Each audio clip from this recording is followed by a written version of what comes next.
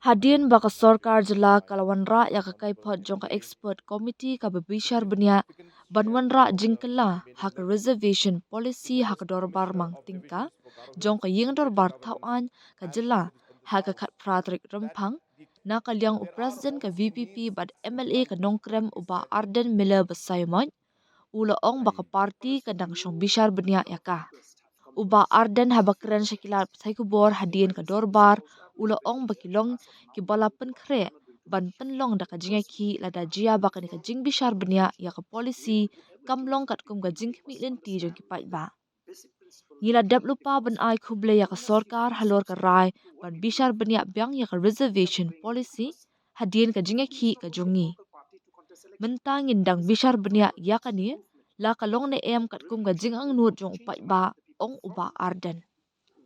You see,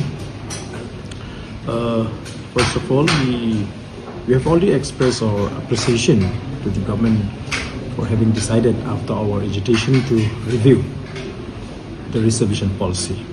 So now the government has tabled it in the floor of the House.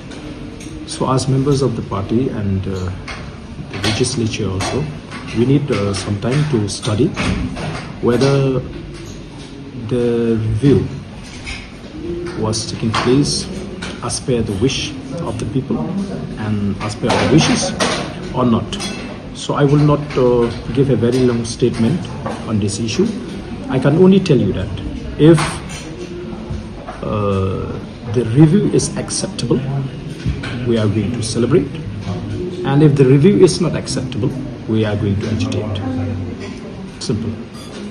What type of agitation? We will tell you at the right time.